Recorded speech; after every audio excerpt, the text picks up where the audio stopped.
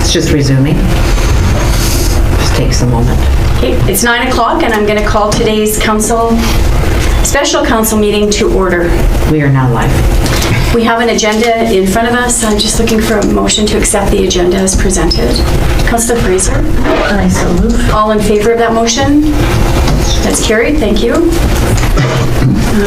And we'll go straight to the reason the special council meeting was called, and that's discussion on the recent announcement for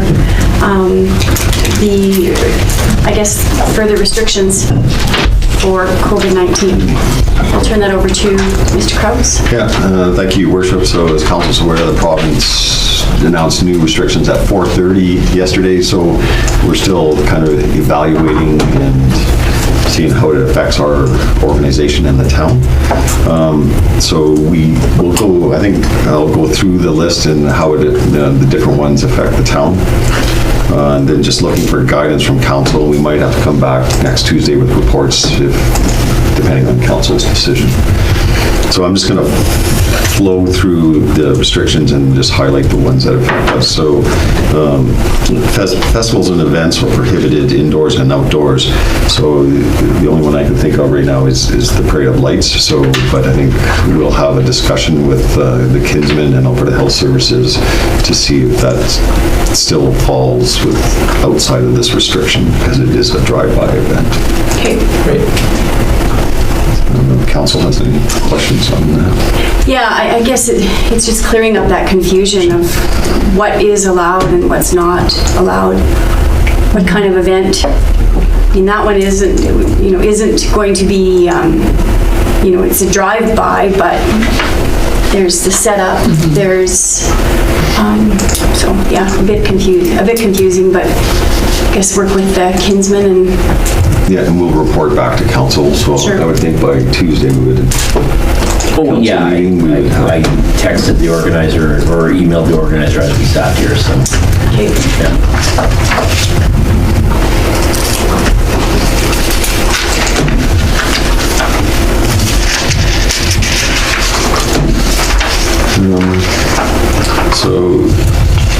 Your Worship, so because we're in the enhanced status, the purple area, as the province calls it, our community center is obviously closed under this new restrictions. I don't know, Mr. Arment, if we had any bookings in the next 3 weeks or not? No, we have planned our staff Christmas function. That's been changed. We had 2 bookings for pickleball courts for Saturday, so those will obviously have to be canceled. But other than that, I don't believe. There's a blood donor clinic scheduled for December 22nd or 23rd, just before Christmas. So I guess we'll have to wait and see. I know they were allowed to operate because of their extra precautions and restrictions that they put in, so we may need to seek clarification on that particular type of an activity. And they're by appointment as well, right? Yes. And so you go in by appointment and you don't hang around after, you leave immediately after your donation. Yeah. Okay. Around the community center, is it allowed to be used for anything at all? Like not a gathering, obviously, but we'd had an inquiry yesterday to use it possibly as a place to do interviews for upcoming jobs that are coming here in January. So if there's precautions, like if they're by appointment, can they come in one door and go out another door? Would that be a possibility? Your Worship, I think so. Okay. We can verify that, because it's like, when they close down community centers, I think what they're really trying to do is close down, gatherings, Yes. right? Yeah. But if it becomes a workplace, I guess, as long as the restrictions of the workplace are followed. Okay. And can the kitchen still be used there as well? If a caterer needs to use that kitchen, Because I know there was a caterer that used it for April, wasn't it, or January? It was just after the last precautions, when they set up that camp just outside of town, they booked it and used it for the month. Okay. Yeah, and that was catering for people that were coming to the area to work. Yeah, So or they were taking the food from maybe there. delivering. They were delivering, so they were just basically using the kitchen. Yeah. So that's still allowed? Yeah, Your Worship, I think that would be still, Okay. because it then becomes a workplace, right? Okay. Yeah, thanks. This is the way we can view that. Okay. The next restriction is all levels of sports for council. So that affects the aquatic center, I guess with the swim club, and of course the arena with all levels of hockey and figure skating and so forth. So Wes, you have anything to add? Yeah, that's, and I'm talking with a couple of my staff members already, I believe, like minor hockey and those user groups have already been in touch and are aware that their events will be canceled as of Friday. So just to clarify, no hockey at all? No team sports. Okay. Right, so I guess the question is, are we allowed to have public skating at 25% reduced capacity? Right now, you know, we were allowing up to 50 people. Is it classified as a social gathering? Or is it, you know, because they are allowing individual fitness. Right. Yeah, so Your Worship, I think that moves us to the next category. So like our swimming pool is allowed to be open with the capacity limited to 25% of the occupancy. So, I mean, in a quick discussion with Wes this morning, I mean, so really that means public swimming can stay open. Lane swimming can stay open with 25% capacity. But that's probably the only two events that we could host there. And if I look at it, public swimming is allowable at 25% capacity, so to me, public skating, Right. you know, would fall into that realm too. But the question, I guess, we're looking for council is, that's pretty limited. What is that number? Well, I think right now, at the pool for public swims capacity is 65 people. So That's 25%. using all three pools. So 25% capacity of that, we're looking at. So I had Councillor Fraser and then Councillor Alderson. My question was, what is the occupancy? So that would be 16 and a quarter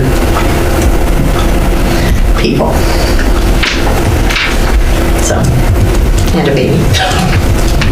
Sir, go ahead. Yes. I would just thinking from a logistics perspective, if we're going to allow those activities, maybe we put in a booking system that if you have, you want to come public swimming, you have to call and we cap it at, you know, so maybe it's every hour or whatever, you put it in hour blocks, or, you know, are we looking at restricting the number of hours? At what point does it come not financially feasible for us to keep the doors open, even though we perhaps are? And I think that's a challenge that many businesses are going to face. At 25% capacity, is it financially feasible to do? Right, okay. Councillor Alderson? Yeah, you said a little bit of what I was going to say anyhow. I think if we have the capability of keeping those things open, a booking system would be great. Limiting time, so you're blocking times so that you can have more turnover, so people do get more of a chance to get in there.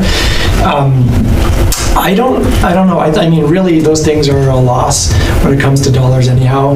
The fact is, if we're taking away all team sports between now and Christmas, and we can give something to the community to do, I'm of the opinion that as long as we're still allowed to, then I think we should give the people something, because we've taken away, there's been a lot taken away. So if they can have a bit of a public swim, a little bit of a public skate, that would be great. Councillor Narang and Councillor Phillips. I'm just curious, the 16, like I've been to public swim, it has been a long time, but 16 seems like a high number even for how many people attend public swim. Like, is there more people than that usually are there? Is it Yeah, we've quite had busy now? instances in our public swim, especially on the weekends here Yeah. lately, where we are almost at that 65. Okay. So could we then add more hours of public swim for the whole? I think week? that's what we would do, and what Yeah. we've tried to do with the scheduling at the pool is, certainly, the school groups aren't coming, so Mm-hmm. when you can either book a lane for swimming, or you can, come, but we've extended the hours available for public swimming. Yeah. That might help with the financial end of it if you could actually go more often. And perhaps could we promote the family swim rates and family skate rates? I don't know, just to keep, Councillor Alderson, you're right. I mean, there's got to be something. But then, do they mask when they go there then? Also, right? Mask in the lobbies, in the lobby of the pool and the arena if they're going to be there. Just And the as change room. precaution. And the change room. And Councillor Phillips and Councillor Alderson? Yeah, some of what I was going to talk about has already been discussed. If we can somehow make 5 public skates a day instead of just 1, or 5 public swim instead of just 1, that would help get that 25% and allow more people to use a facility.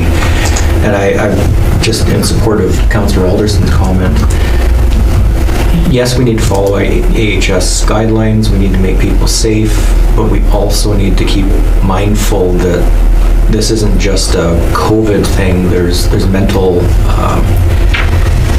stability as well, and people need things to do. They need to feel a little bit of community spirit and to go out and do things. So I know there's a fine line between what you can and can't do, but if we can do it safely, I would definitely be in favor of keeping those open. So would you allow then time for that group to leave the facility in between before having another group of 15 in there or 16? The way we've got our current precautions set up is that the group going onto the ice, they come in early, and there's no crossover, so the people, come off the ice, the other group goes on, so they come in, they've got ready in the dressing room, and then the other group comes off, they change, and then they're gone. So we've worked on limiting the potential contact that groups have with each other. So by limiting our numbers of people that could come in and the blocks of time, we certainly could probably meet those precautions. So do all the change rooms then have to be sanitized after each group? Is that? Currently, all the touch points are, and then they're a couple of times a day, we've stepped up. So we don't deep clean every dressing room in between. Same at the pool, they've got certain blocks of time where we're closed for an hour, and that's when they go in and do a deep clean a couple times a day. But they're in there constantly doing the touch points. Yeah, okay. Councillor Alderson? Actually, Councillor Phillips and Councillor Moran kind of already covered it. Just Okay. Councillor Moran was talking about the possibility of extending or having more swim time, and then Councillor Phillips was talking about doing the same thing for skating. That's all I was going to mention. I think that'd be great. Yeah, there's the distinction between the public skating and shinny. So we're not allowing shinny hockey at this time Right. because of the close contact that happens. But public skating, there's lots of space out there. If you limited it to 15 people per session, the contact, again, you're going to be able to social distance in the change rooms, or use multiple change rooms or other areas to put your skates on. Okay. Did you have something to say, Mr. Crowe? No. Okay. Councillor Alt and then Councillor Fraser. I was just going to ask, do we have a function on our town website that we can use for people to book these times as it is right now, or would we? No, our schedules are posted on our website through the Max Galaxy system. You can log in and see all the bookings, but So they'd still have to to phone. actually, they would have to phone guest services to book a time, or the pool if we're, and that's what's happening right now with the pool for your lane swims. You're booking a lane, and that seems to be working really well, and people have adapted to that process. Councillor Fraser? I was just going to say, how does the does that 15 people on the ice apply to school groups? Because I know the school groups are, like, the classes are larger than 15, and they have parent helpers tying skates and helping people change into their swimsuits. Or would they fall under school rules because they're a school group? That's how we've sort of been interpreting now school groups, because they're that cohort already, you know, a gray area, right? But, you know, the schools, the grade 6 and under are still going to be going to school. We do have groups booked throughout the day at the arena. We haven't had any school groups coming swimming yet. But, So there's no gatherings in your home, like they're discouraging that. So then we're taking those gatherings and just taking them to a larger area. Are we being counterproductive in that? Councillor Alderson? I don't think so. I mean, it doesn't matter, since the beginning of COVID, the rules and regulations have been all over the place. So I think we're falling within the rules and regulations here of AHS. And, you know, like Councillor Phillips was talking about, making sure that people still have the healthy mindset and mind frame, because they've been hit hard. So if we can fall within the rules and regulations currently, I think we should still do that. Yeah, Mr. yeah, I think where some of that goes, and as I interpret it, what the government's saying is that in these facilities or businesses, as we might be classified, we're taking the extra cleaning precautions and trying to make the environment as safe as possible. So we're at 13 active cases right now. We have to do everything possible to stop the rising case of that. So are there any other precautions we need to be taking in those public buildings and to allow this to happen? Your Worship, I think we have all those processes in place and have for, Okay. you know, since we reopened. There isn't any additional measures for cleaning or anything in these new restrictions, so Okay. I think we're following the protocols there. Another impact that's going to affect the organization, and Premier Kenny alluded to it yesterday, is providing the authority to peace officers to enforce this. So that might become as an impact to Mr. Schrader's department. Right. If that is, especially, you know, social gathering in homes. You know, like how do you respond to a complaint to that? You know, so but that we're waiting for the official word from the Solgen on that, but we haven't received anything yet. Councillor Alderson? Yeah, I couldn't help but notice how Mr. Kenny did a great job of pushing that onto municipalities again, when it could have been handled provincially. However, I have a question. Like right now, we're enhanced because there's 13 cases within the region, not within Rocky. But what happens if it drops down to 6 cases tomorrow? Because just as much as cases could be added, they could also be reduced. Does that change anything of what we've been talking about today? Your Worship, actually, yes, because these mandatory restrictions are for enhanced areas. Right. You know, if we drop our purple status, we'll call it, you know, then these restrictions don't apply. Great. Good to know. So the main message is just to do everything in our possible power to prevent the spread and encourage people just to not let off the practices that we started out with. So, I mean, nobody wants to go into a shutdown again, nobody at all. But there's also a county to the north of us that has 220 active cases. And I think we need to be very careful because we could drop, and I'm hoping that we drop, but we also could rise if we're not careful, so. Councillor Fraser? I've been contacted by a couple business owners regarding a mask bylaw, and they don't want a bylaw, but they're feeling kind of pressured by the public at large. Is there a way that we can support businesses on their decision if they decide as a business to mask? Is there something in our bullying bylaw that helps protect that business and those employees from, I guess, some of the negative emotions and actions of people who maybe don't agree with that decision? I don't think it needs to be a hammer from us, but I feel there's a lot of businesses that are feeling kind of left out in the cold as far as their To mask or not from a business, whether it be a private, local business or a large company, I mean, that's something that business has the right to impose. People just have to get used to the fact that that is a reality now, that if a business wants you to wear a mask inside that particular business, you have to. You know, as far as a town point of view, I don't know if that's something that we should be enforcing. We should be encouraging people to wear masks, but not enforcing people to wear masks. Sorry, I guess not, I wasn't saying that we should be enforcing people wearing masks. I was wondering if we should be enforcing our bullying bylaw if there is an incident against an employee asking somebody to wear a mask. I mean, if it turns into a situation inside that particular store, I would think that would be something that store would have to call the RCMP to deal with, if you're dealing with an irate customer. I don't know if that becomes a municipal thing.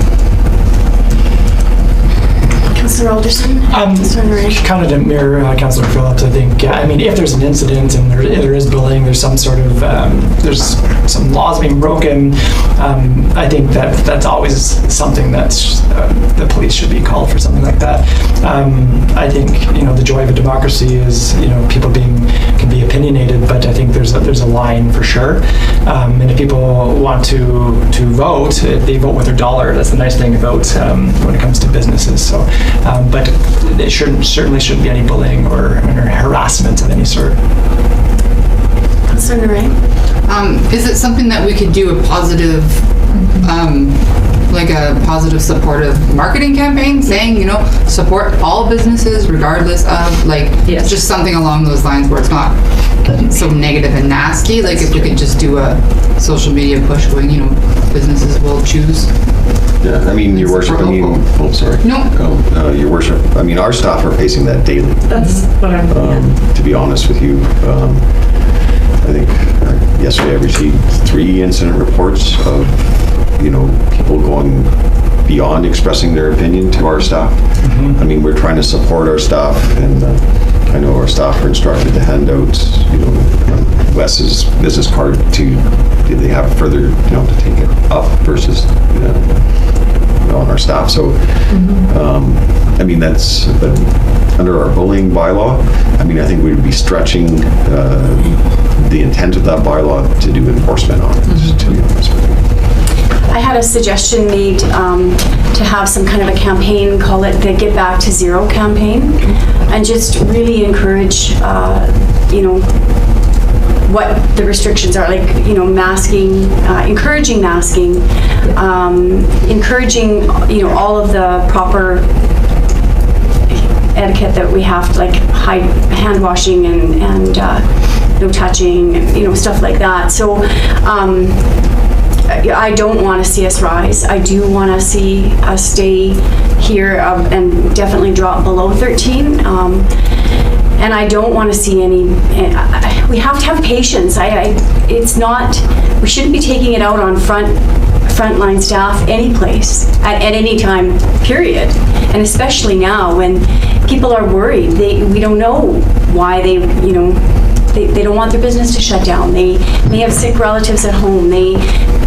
For whatever reason, there should be no shaming for anybody that wants to wear a mask. So, Councillor Alderson? I think it works in 2 ways. Personally, I wouldn't be on board with that because I don't encourage masking. I think it's worse causes worse effects than good ones. Sorry, on board with what? Just I'm not on board with encouraging masking in the community. I think dehumanizing things and there could be potentially worse effects depending on what doctors we're listening to. I'm definitely on board with people using common sense, but I would not personally be on board with a campaign for that. Councillor Phillips? A lot of the anger that comes out in people is fear of what's going on, and COVID has a lot of people in high anxious states, high fear, high anxiety. I mean, the best way to combat fear is to give people some education and maybe to, you know, your example of Get to Zero, maybe some type of a campaign like that we can put out to encourage people. You know, you don't have to wear a mask, but it's encouraged. You don't have to do this, but it's encouraged. It's fear, and we have to realize that people are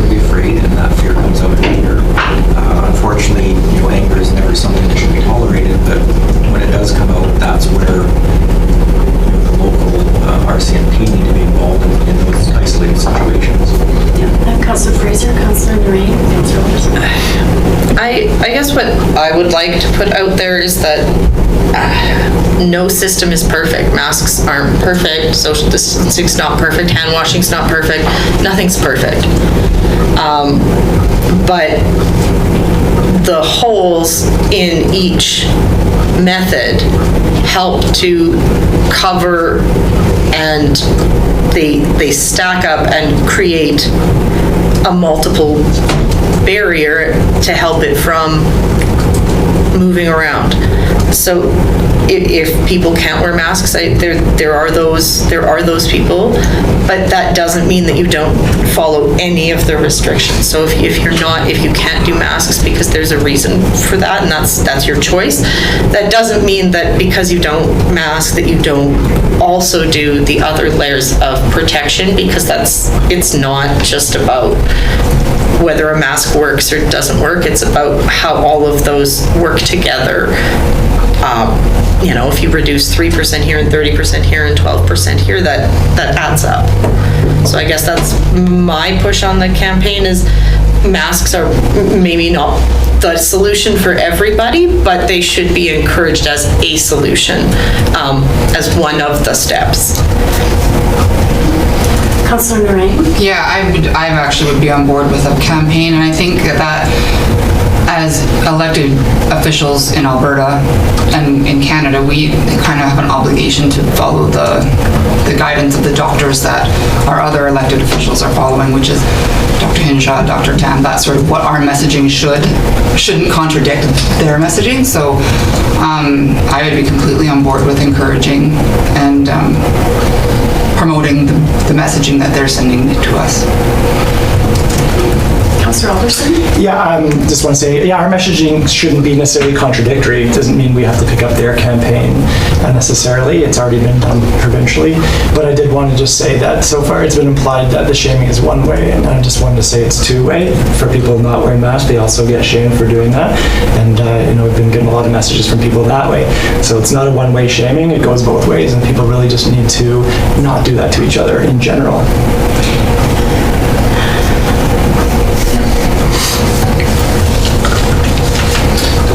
Your Worship, for us being in the purple status or enhanced status, it's our region. So if council's looking at perhaps a campaign or a promotion to try to reduce that, we actually need to work with our regional partners, Ochees, Sunchild, Bighorn, Caroline, the county. So perhaps our communication coordinator could connect with them and seeing if we can put out a kind of a joint, let's work together to stop the spread. Yeah, I'm good with that. A combined message is a strong message, and I think that's what we need right now, is to be united in stopping this. Councillor Alderson? Yeah, I think as long as it's including masking, which I think I've stated obviously I'm against, I would like it to be recorded votes so people know who is voting for what and why. It's not a vote on masks, though. It's voting on a... I agree, but the masks are involved in that. But we're just encouraging them, we're not mandating them. Yeah. Correct? Correct. I believe we're encouraging to follow public health guidelines. That's exactly what we're encouraging, and I have no problem with that. Encouraging following the public health guidelines. I'm all for that. I thought we were discussing a coordinated effort with Yes. police and to get out a message of how we can slow this process down. Yes. I don't think we're talking about mandating masks at this point. Absolutely, we aren't talking about mandating masks. To be clear, I haven't once mentioned mandating masks, but if masks, which they have been mentioned as part of that coordinated effort, then I just want it to be a recorded vote. So, do we need a resolution just to coordinate communication? Your Worship, I think it'd probably be better, considering Councillor Alderson's request. And it'd just be a motion that Council instruct administration to work with our regional partners on a joint communication on following provincial guidelines.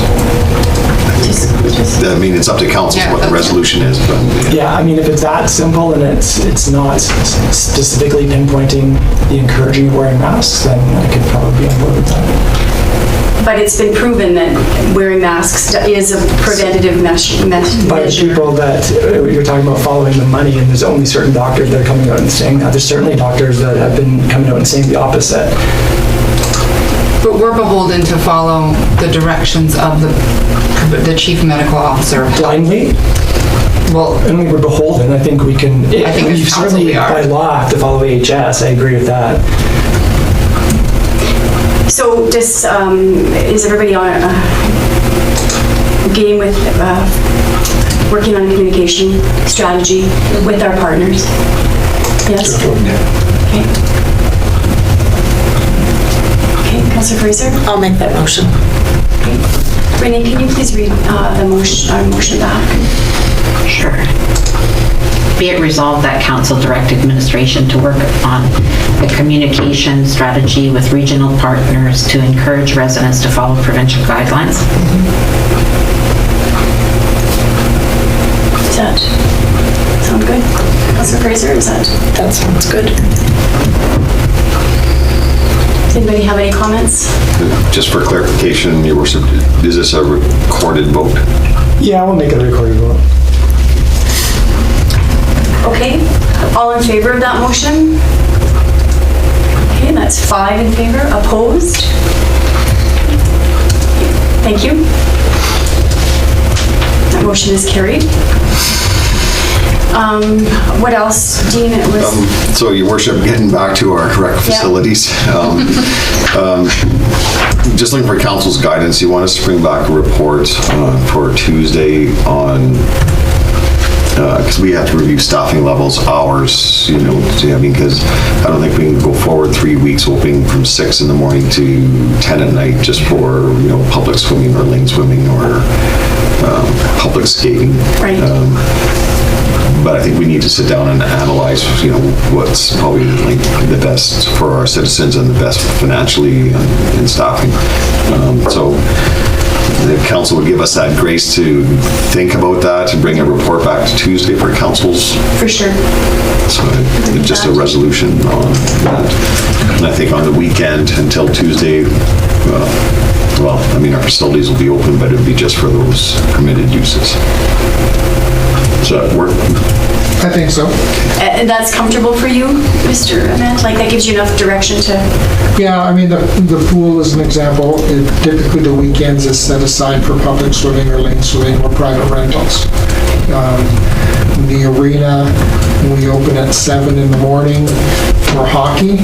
You know, would we need to open that early for public skates? And we certainly don't need to be open till midnight every night of the week. Right? So, like Mr. Kraus said, looking at, well, I'd like to talk with my staff and say, what hours do you see the greatest use? I know the gym, there are dedicated people that are there at 6 o'clock in the morning, same with their lap swimmers at the pool. That time, you know, prior to going to work, there's that influx, and then again, what is the best time for those public skates or the public swims during the week? I guess people, you know, at the pool, you know, we've got kids in school, there's the parent talk groups or those types of things, so we do offer those times throughout the day, but do we need to be open, you know, past, well, the pool typically closes at last swim at 8:30 or 9 o'clock. Okay. Okay, Councilor Fraser? I just had a question on the gym. Do people book a time slot now, or do they? No. There's not enough overlap Yeah, there? it's That's the problem? It's not very often. I mean, we've come up a couple of times where we've had the maximum of 25 people come in. As they come in, they sign in, they grab their little bottle of cleaning solution, and they're cleaning the equipment before use and after use.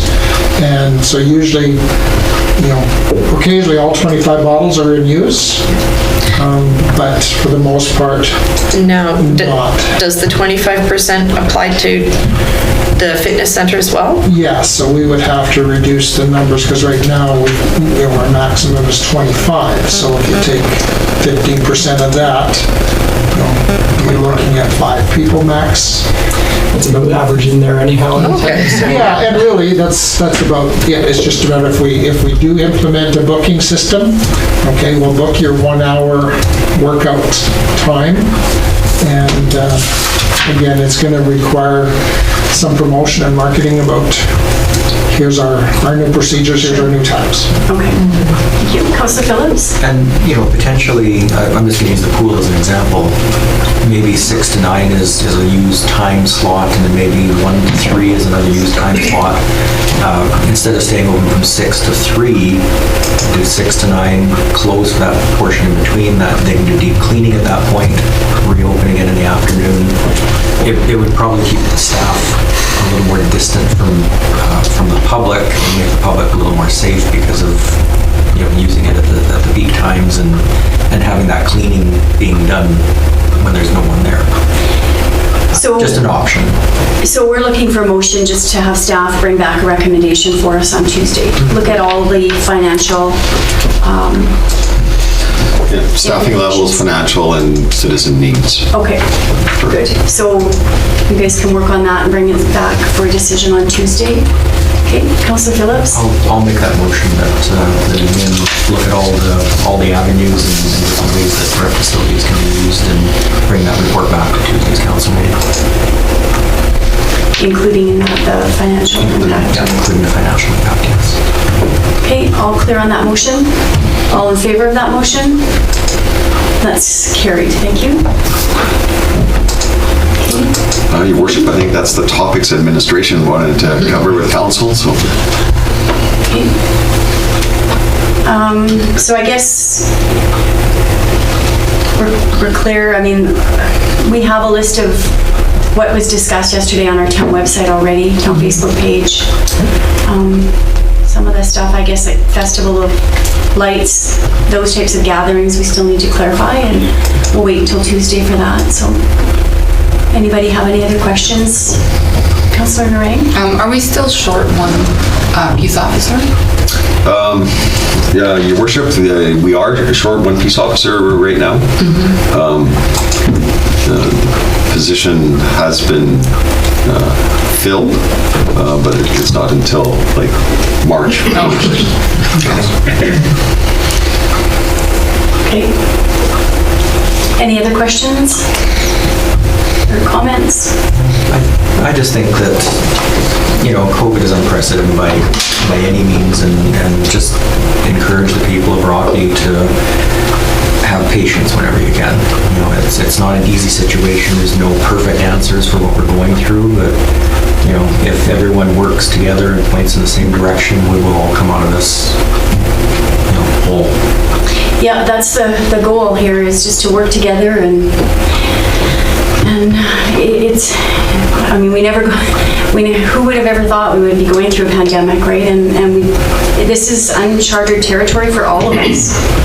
Provincial leaders, federal leaders, we just have to have patience and pull together as a community. So, all right. With that then, it's 9:38, and I will adjourn today's special council meeting. Thanks everybody for making the time to come in. No.